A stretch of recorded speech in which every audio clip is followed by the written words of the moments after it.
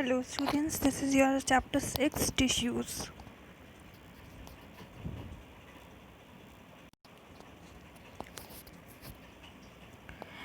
हमने previous chapter में sales के बारे में पढ़ा था. ठीक है. हर एक ऑर्गेनिज्म जो होता है ना, लिविंग ऑर्गेनिजम्स, वो किससे मिलके बना होता है? सेल्स से. ठीक है.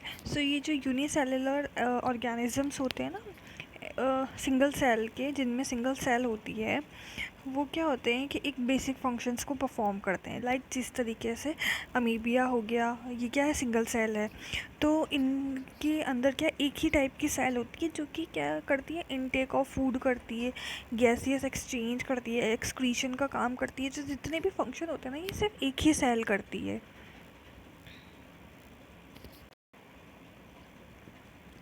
ठीक है.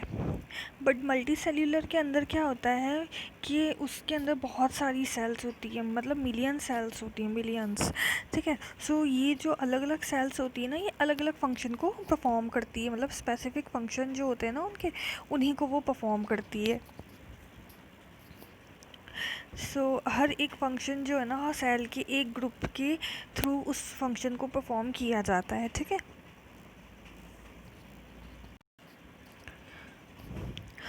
ये जो ग्रुप ऑफ सेल होता है ना, ये एक साथ परफॉर्म करता है. तो इसीलिए क्या होता है, जो ह्यूमन बींग्स होते हैं ना, उनके अंदर क्या है कि बहुत ही ज़्यादा एफिशिएंटली ये जो सेल्स होती है ना, वो काम करती है. लाइक जो हमारा रिलैक्स मूवमेंट होता है वो, या फिर जो नर्वस सिस्टम के थ्रू मैसेज ब्रेन में जाता है वो काम, या फिर जो ब्लड फ्लो होता है ऑक्सीजन के थ्रू वो, सॉरी, ऑक्सीजन को फ्लो, मतलब ऑक्सीजन को ट्रांसपोर्ट करने के लिए जो ब्लड फ्लो होता है वो, या फिर फूड का हार्मोन्स का, एंड जो वेस्ट मटेरियल्स का एक्सक्रीशन होता है. ये सब जो फंक्शंस होते हैं ना, ये ग्रुप ऑफ सेल्स करती हैं. ठीक है. उसी तरीके से जो प्लांट्स होते हैं, प्लांट्स में भी क्या होता है, जो वेस्क्यूलर जो टिश्यूज़ जो होते हैं ना, वो क्या करते हैं? फूड और वाटर को कंडक्ट करते हैं, हर एक पार्ट के अंदर लेके जाते हैं. किसी भी ऑर्गेनिज्म के अंदर जो मल्टी सेल्यूलर है, उसके अंदर क्या होता है कि एक सिंगल सेल काम नहीं करती है, ग्रुप ऑफ सेल काम करता है, ताकि जो फंक्शंस हो ना बॉडी के, वो एफिशिएंटली और बहुत जल्दी जल्दी हो सके. ठीक है. हर एक फंक्शन के लिए पर्टिकुलर एक क्लस्टर होता है. क्लस्टर मतलब जो ग्रुप होता है ना, एक पर्टिकुलर वो काम करता है बॉडी के अंदर, ताकि फंक्शंस अच्छे से परफॉर्म हो. ठीक है. ये जो ग्रुप ऑफ, मतलब ये जो क्लस्टर ऑफ सेल होता है ना, इसी को हम क्या कहते हैं? टिश्यूज़ कहते हैं. मतलब जो ग्रुप ऑफ सेल होता है ना, उसको हम क्या कहते हैं? टिश्यूज़ कहते हैं. और ये जो टिश्यूज़ होते हैं ना ग्रुप में, ये क्या है? स्पेसिफिकली अरेंज होते हैं, डिज़ाइन होते हैं, ताकि क्या होगा, ज़्यादा से ज़्यादा ये एफिशिएंसी दे सके किसी भी काम को करने के लिए. यहाँ पे जो टिश्यूज़ की मेन डेफिनेशन है वो दे रखी है. A group of cell that are similar in structure and और work together to achieve a particular function forms a tissue. ठीक है. एक जो ग्रुप होता है ना सेल का, जो कि एक स्ट्रक्चर के अंदर और सिमिलर हो, जो कि एक फंक्शन को, स्पेसिफिक फंक्शन को परफॉर्म कर रहा हो, तो उसको क्या कहते हैं? टिश्यू कहते हैं. नेक्स्ट है कि हमारा प्लांट्स एंड एनिमल के टिश्यूज सेम होते हैं या नहीं होते हैं. ठीक है. यहाँ पर आप देखिए,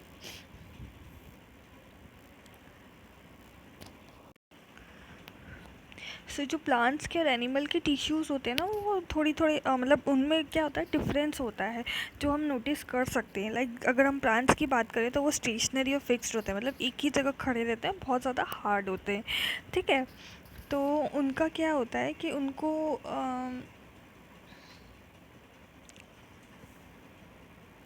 उनके अंदर क्या होता है, बहुत ही लार्ज क्वांटिटी के अंदर सपोर्टिव टिश्यूज़ होते हैं, जो कि क्या करते हैं? उनको सपोर्ट देते हैं. लाइक ये जो टिश्यूज़ होते हैं ना, उनकी हार्डनेस को बना के रखते हैं, या फिर एकदम उनको स्ट्रेट खड़ा करके रखते हैं.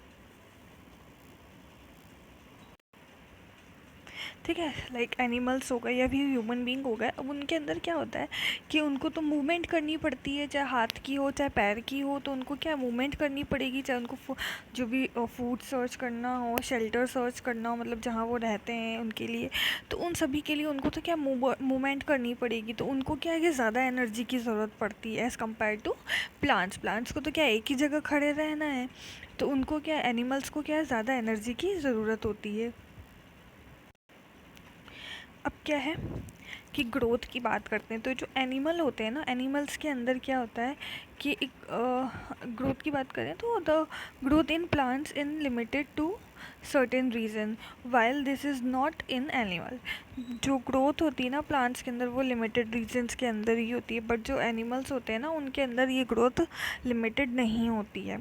There are some tissue in plants that divides throughout their life.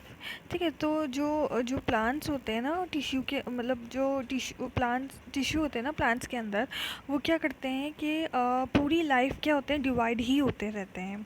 ठीक है, these these tissue are located in a certain region. जो प्लांट्स के अंदर ये जो टिश्यू होते हैं ना, ये एक सर्टेन रीजन के अंदर ही लोकेटेड रहते हैं, जिस पार्ट को ग्रो करना होता है, बढ़ना होता है। ठीक है, सो उसकी जो कैपेसिटी होती है डिवाइडिंग की, वो उसी पे बेस्ड होते हैं। Various plant tissue can be classified as growing और meristematic tissue and permanent tissue. So अगर प्लांट की ग्रोथ की बात करें तो जो टिश्यूज़ होते हैं ना उनको दो क्लासेस में क्लासिफाइड किया गया है। एक तो मेरिस्मेटिक होते हैं और एक परमानेंट टिश्यूज़ होते हैं। Cell growth in animals is more uniform. जो सेल की ग्रोथ होती है एनिमल में वो ज़्यादा यूनिफॉर्म होती है, मतलब एक जैसी ही होती है।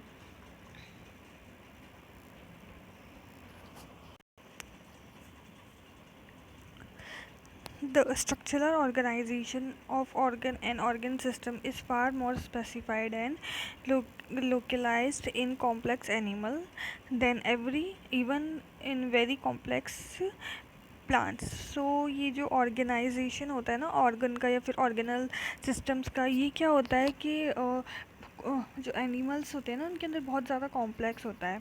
इवन हम प्लांट्स की बात करें ना तो उनसे भी ज़्यादा कॉम्प्लेक्स होता है। ठीक है, और स्पेसिफाइड होता है, एक लिमिटेड होता है। दिस फंक्शन डिफरेंस रिफ्लेक्ट, तो ये जो डिफरेंस हमने, ये डिफरेंस जो होता है ना, ये क्या होता है कि उनकी लाइफ को, मोड्स ऑफ लाइफ को बताता है। लाइक उस एनिमल्स की लाइफ कैसी होती है या फिर जो प्लांट्स हैं उनकी लाइफ के अंदर क्या डिफरेंस है, किस तरीके से वो क्या है फूड लेते हैं, या उनका जो फीडिंग मेथड जो होता है उनको डिस्क्राइब करता है ये। नाउ प्लांट्स टिश्यू में सबसे पहले आते हैं मेरिस्मेटिक टिश्यूज़। सो यहाँ पे एक एक्टिविटी करी हुई है। इस एक्टिविटी में क्या है कि हमने दो अनियंस ले लिए, दोनों को हमने क्या है ग्लास के अंदर डाल दिया। ठीक है, और सो आप ये यहाँ पे देखेंगे कि ये जो इनके आगे की जो पार्ट है ना ये ग्रो करेगा थोड़ी टाइम में। ठीक है, सो इनमें अगर हम इनको 2-3 डेज रखेंगे इनको, तो ये आगे के पार्ट जो इनके ग्रो करेंगे। उसके बाद हमने क्या करा कि ये जो जार सेकेंड था कि इसको हमने कट कर दिया। ठीक है, तो हमने कट कर दिया, उसके बाद हमने 4 to 5 डेज़ इसको और रखा। तो हम इसमें देखेंगे कि इसकी जो आगे की जो है इनकी ग्रोथ क्या है, रुक जाएगी, जबकि ये क्या है, ये तो बढ़ेगा ही सही। सो इस एक्टिविटी से क्या प्रूफ होता है कि ये जो ग्रोथ होती है ना प्लांट्स की, वो एक सर्टेन स्पेसिफिक रीजन में ही होती है। मतलब ये जो रीज़न है, अब यहाँ पर ये क्या है, ये तो ग्रोथ कर रहा है। ठीक है, so because this is because the dividing tissue, also known as meristematic tissue, is located only at these points। ठीक है, सो ये क्या होता है, किस वजह से होता है, क्योंकि ये जो डिवाइडिंग टिश्यू होते हैं ना, ये क्या होते हैं, इनको हम क्या कहते हैं, मेरिस्मेटिक टिश्यू कहते हैं। ये क्या होते हैं, किसी भी प्लांट के अंदर या फिर किसी भी इसमें एक स्पेसिफिक पॉइंट पे ही लोकेटेड होते हैं। लाइक इसके अंदर यहाँ पे लोकेटेड है ये, अगर हम इसी को कट कर देंगे तो ये आगे ग्रो नहीं करेगा। Depending on the region where they are present, meristematic tissue are classified as apical, lateral and intercalary. ठीक है, सो जहाँ पे जिस पार्ट के अंदर ये प्रेजेंट रहते हैं ना मेरिस्मेटिक टिश्यू, उनको क्या है, दो क्लास के अंदर क्लासिफाइड किया है। सबसे पहले तो एक ये है एपिकल, लेटरल, एंड सेकंड है इंटरक्ला कैलरी। ठीक है, सो ये यहाँ पर इसका डायग्राम दे रखा है एपिकल का, और ये नीचे की तरफ जो है ना ये लेटरल है। ठीक है, सो इनकी पोजीशंस बता रखी है। ये तो इसका टॉप हो गया और ये इसका बॉटम हो गया। ठीक है, ये इसका टॉप और यहाँ नीचे इसका ये बॉटम।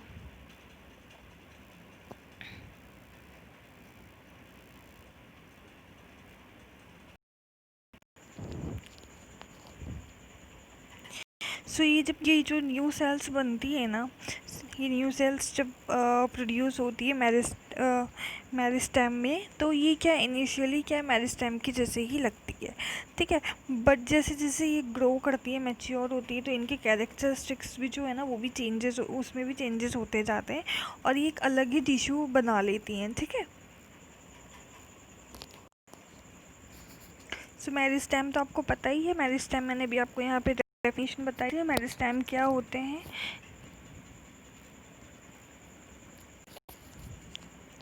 नाउ एपिकल मेरिस्टेम जो होता है ना वो क्या होता है कि जो टॉप होता है ना स्टेम का, उसके ऊपर प्रेजेंट होता है। ठीक है, सॉरी, स्टेम पे और रूट पे दोनों तरफ, मतलब बिल्कुल लाइक अगर ये हमारा कोई भी प्लांट है तो इसका ये जो टॉप होगा ना यहाँ पर, और जो इसकी रूट्स होंगे ना यहाँ पर, दोनों तरफ क्या होगा कि ये प्रेजेंट होगा क्या, एपिकल मेरिस्टेम। ठीक है, तो ये किस लिए काम आता है, ये ग्रोथ करने के लिए, मतलब इंक्रीज लेंथ इसको इंक्रीज करता है। ठीक है, स्टेम की एंड रूट्स की, रूट्स मतलब जो उसकी जड़ें होती है ना प्लांट्स की, उसको, और ये जो यहाँ पर ऊपर होता है ना, ये ऊपर वाला यहाँ जो हमारा स्टेम होता है उसकी ग्रोथ के लिए क्या होता है कि अपवर्ड जो उसकी ग्रोथ होती है ना उसके लिए काम में आता है ये। ठीक है, the width of the stem or root increase due to lateral meristem। ठीक है, सो ये जो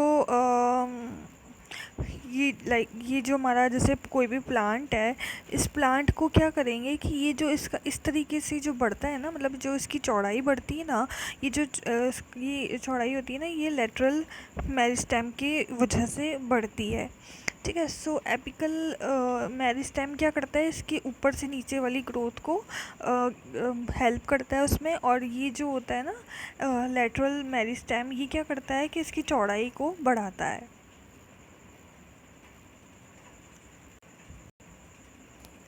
ठीक है, सो जो मेरिस्मेटिक सेल्स के जो टिश्यूज़ होते हैं ना उनके अंदर वो क्या होते हैं, बहुत ही ज़्यादा एक्टिव होते हैं।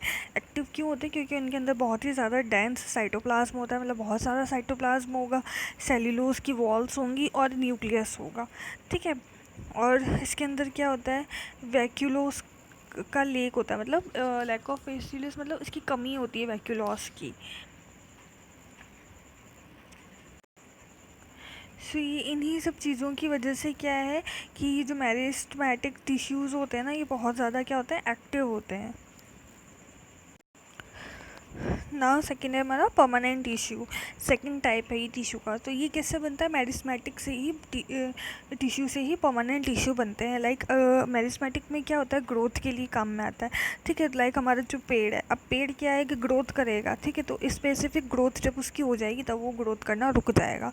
तो ठीक है, तो ये परमानेंट टिश्यू क्या होता है, लाइक जो भी चीज़, जो भी सेल है, वो जो भी टिश्यू है जो ग्रोथ कर रहा है, तो ग्रोथ करते करते वो एक टाइम ऐसा आएगा जब वो कांस्टेंट हो जाएगा, उसके बाद वो ग्रोथ नहीं करेगा।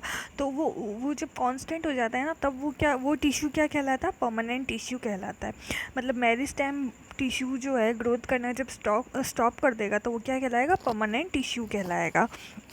ठीक है, सो जो मेरिस्मेटिक टिश्यूज़ होते हैं ना वो क्या करते हैं कि जब अपना रोल, मतलब जो उनकी एबिलिटी होती है डिवाइड होने की या ग्रो करने की, वो जब स्टॉप हो जाती है ना, तो उसके रिजल्ट में हमारे को क्या मिलते हैं, परमानेंट टिश्यूज़ मिलते हैं, मतलब परमानेंट टिश्यूज़ कहलाते हैं वो। ठीक है, this process is taking up a permanent shape, size और a function is called differentiation. ठीक है, सो ये जो प्रोसेस होता है ना कि ये परमानेंट शेप लेने का, साइज़ लेने का या फिर फंक्शन का, ये क्या कहलाता है? डिफरेंशिएशन कहलाता है। डिफरेंशिएशन के अंदर क्या होते हैं कि बहुत सारे जो परमानेंट टिश्यूज़ होते हैं ना, उनका डेवलपमेंट होता है। सो ये आपका जो स्टेम होता है ना, स्टेम का एक टिश्यू है जिसका डायग्राम यहाँ पे दे रखा है कि अगर हमने स्टेम में से एक पार्ट को, छोटे से पार्ट को अगर हम कट करेंगे ना, तो और उसको माइक्रोस्कोप की हेल्प से हम देखेंगे तो हमारे को इस तरीके के स्ट्रक्चर्स दिखेंगे। तो ये क्या है? जो प्लांट्स का डायसेक्शन किया हमने, मतलब उसको कट किया थोड़ा सा एंड माइक्रोस्कोप की हेल्प से देखा, तो हमारे को इस तरीके का स्ट्रक्चर्स दिखेंगे उसके अंदर।